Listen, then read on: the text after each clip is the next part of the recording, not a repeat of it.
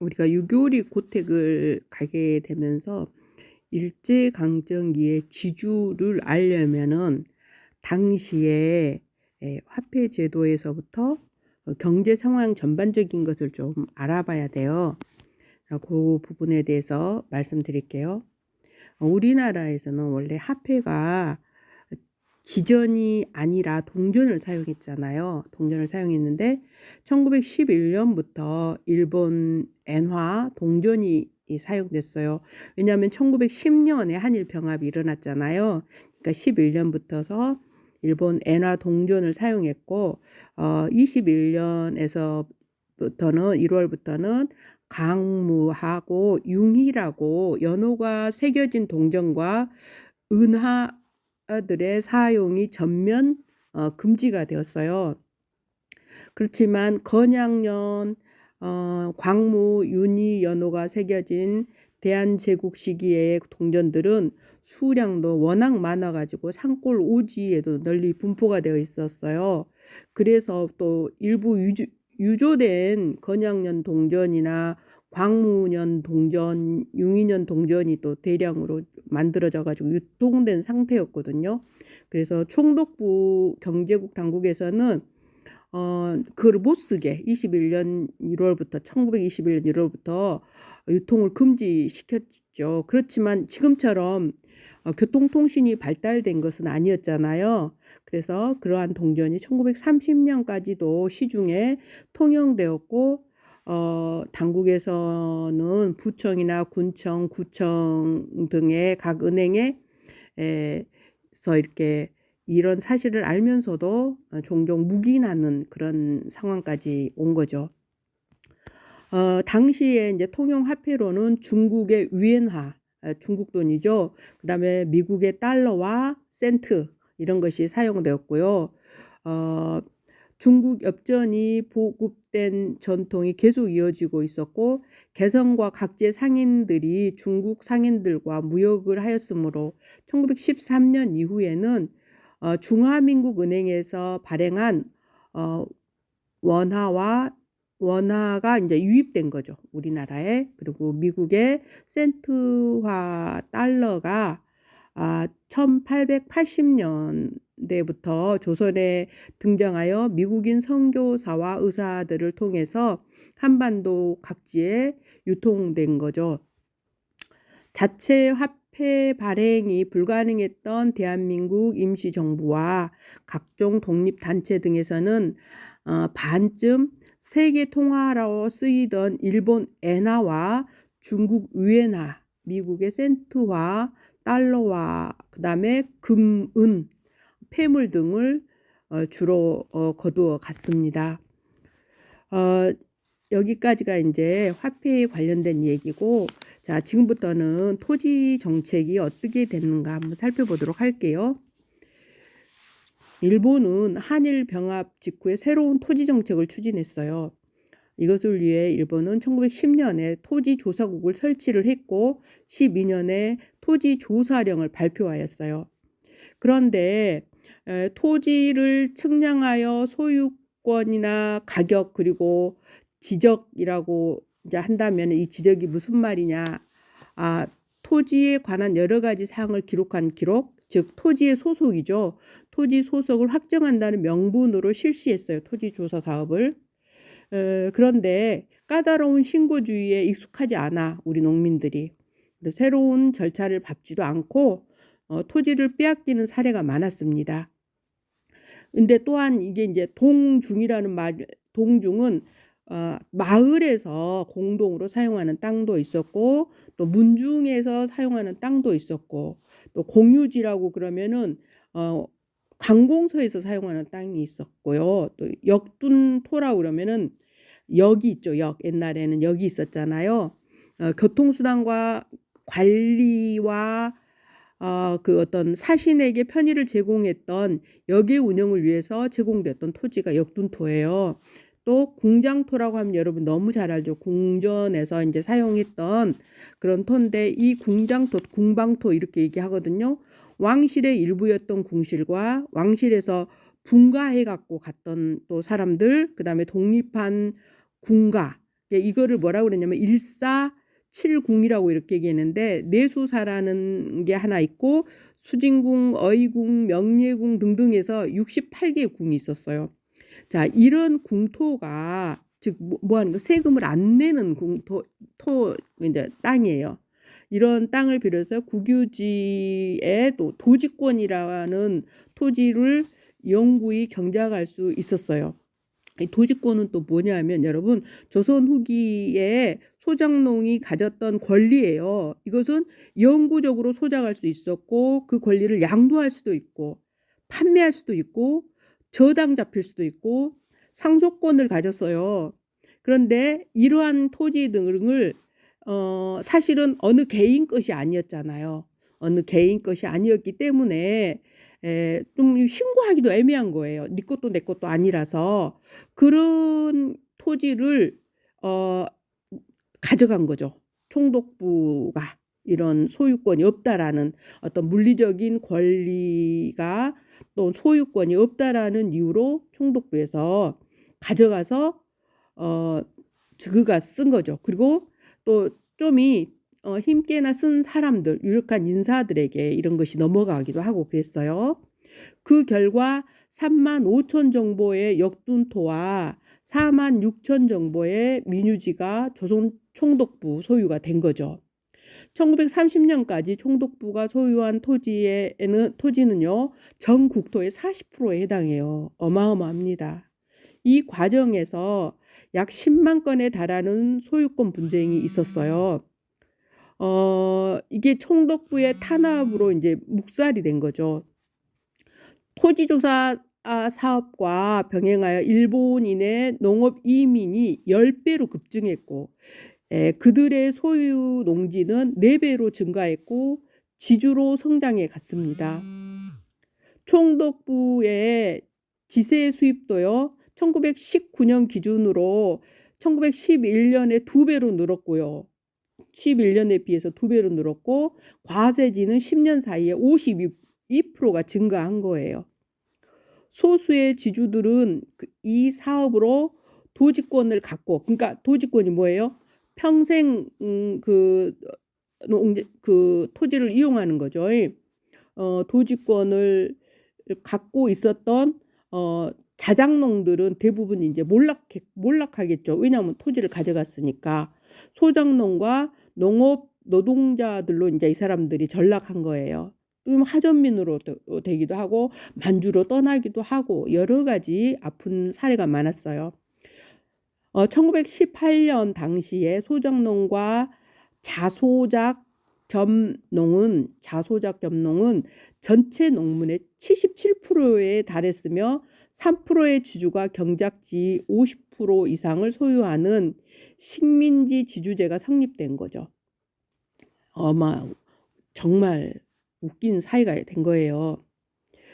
자, 이렇게 식민지 지주제가 성립되고 원래 우리나라는 소작이라는 말이 없었고, 그죠? 소작이라는 말이 없고 지주와 자긴 사이에는 서로 대등한 협력 관계라는 뜻의 병작이라는 말이 있었어요. 그런데 그러한 단어조차도 이제는 바뀌어진 거죠. 그만큼 자기네 농사를 짓는 사람들의 주의가 격화되었음을 의미합니다. 자, 그러면 농림 정책이 어떻게 되었을까? 이런 상황에서 농림 정책을 한번 볼게요. 일본은요, 광산이나 어장, 산림 등 자원에 대한 개발을 강화했어요. 여러분 너무 잘 알잖아요. 이 사람들이 오자마자 광산을 자기 걸로 다 만들고 있었잖아요. 그리고 산림도 엄청나게 베어가기도 합니다. 조선광업령이 1915년에 내려졌고요. 한국인의 광산 경영을 억제하고 삼정이라고 하는 일본 그런 회사나 고하라고 하는 일본 그런 광업 자본이 들어와서 인천이나 갑산 등 주요 광산을 다 차지한 거예요. 1920년 기준으로 일본의 소유 광산은 전체 80%를 넘었다니까요. 한국인의 광산은 0.3%예요. 어업 분야에서는 어쩌고요. 어업 분야는 조선어업령이 또 1911년에 내려지고요. 구한국 황실 및 개인 소유의 어장이 일본인 소유로 재편성이 된 거예요. 일본인은 어업 기술에 있어서 한 발 앞섰기 때문에 어민 1인당 어획고에도 4배 이상의 차이가 나타납니다. 산림에 대해서는 1908년에 산림법과 1911년에 산림령이, 그리고 1918년에 임야 조사 사업을 통해서 일본인에게 불화하였는데요. 전체 산림의 50% 이상이 조선 총독부와 일본인 소유로 넘어갑니다. 특히 압록강, 두만강 유역의 목재를 대대적으로 벌채하였고 막대한 이익을 챙겨갔죠. 일본은 우리 민족 기업을 억제하기 위하여 회사령이라는 것을 1910년 12월에 발표합니다. 그래서 공포해가지고 회사를 설립할 경우에 총독부의 허가를 받도록 한 거죠.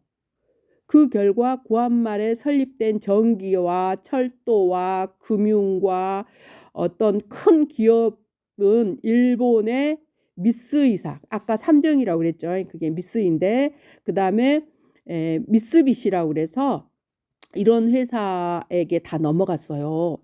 인삼, 소금, 아편은 조선 총독부에서 전매한 거고, 한국인 기업가는 주로 정미업, 이 정미업 진짜 돈 안 되는 거. 옛날에는 정말 이거 그때 당시에는 이 정미업이 기계화가 되어 있지 않아서 반 기계와 반은 손으로 다 수작업을 했거든요.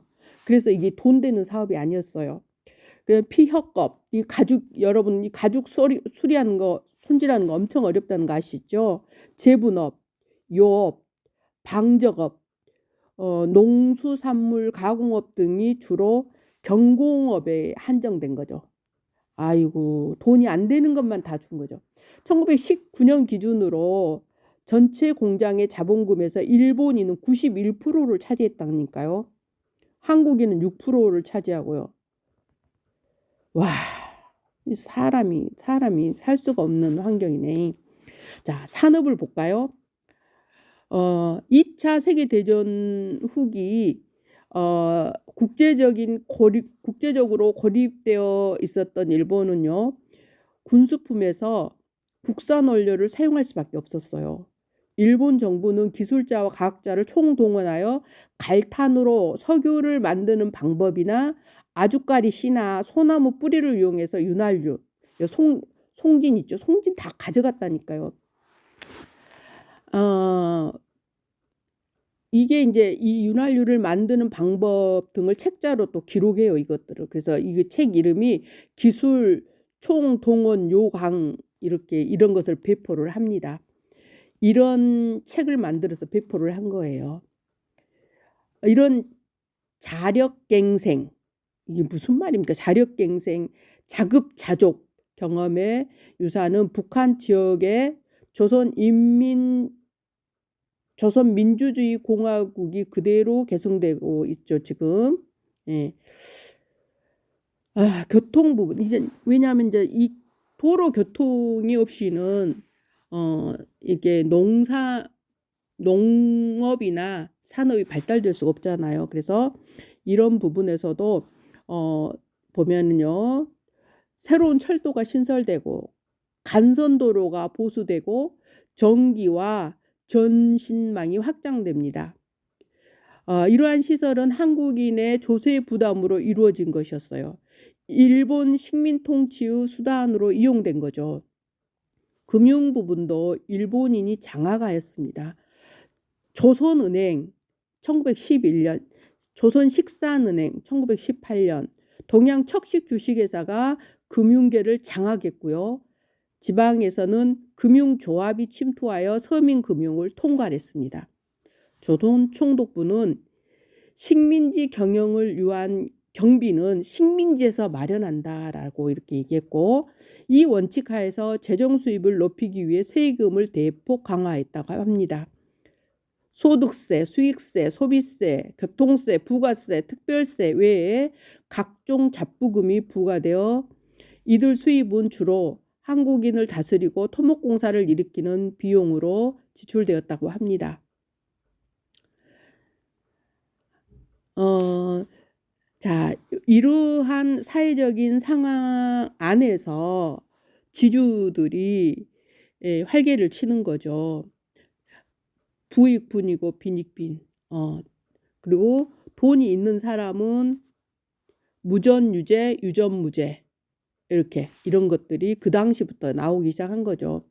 공장시설 설립의 인허가에서도 일본인에게는 우대 혜택을 주거나 한국 출신 인사들의 인가 심사를 지나치게 엄격히 해서 차별성을 가했고요. 그로 인해서 윤치호는 한일 병합 조약 체결 이후에 양반의 나라에서 인허가의 나라로 변했다고 이렇게 지적합니다. 식민지적 경제 구조에서 무역 또한 일본 중심으로 개편되었고요. 수출의 90%, 수입의 65%가 일본으로 집중되었습니다. 쌀, 잡곡, 잎담배 등이 주로 수출품이었고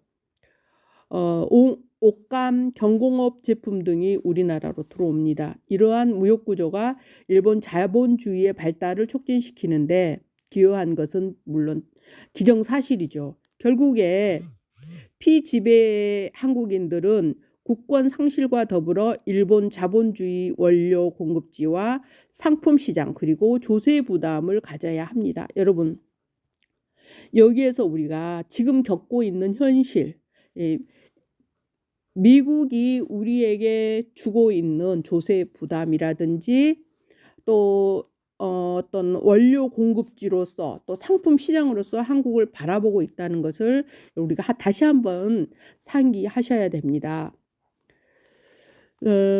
세금 징수와 납부는에 대해서 이제 우리가 알아야겠죠. 조선 총독부는 국민들에게 주민세, 거주세금, 지방비, 면비, 교육세금, 학교 조합비, 학교비 등을 거두어 드렸어요.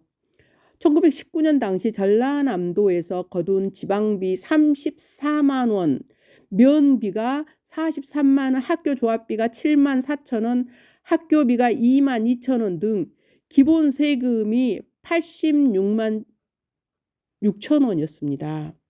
1920년에는 지방비가 91만 원, 면비가 94만 원, 학교 조합비가 41만 8천 원, 학교비가 51만 7천 원 등 기본 세금만 278만 5천 원으로 급격히 인상된 거죠. 토지에 대한 세금도 있었습니다. 토지 세금은 지세와 부가세를 거두었어요.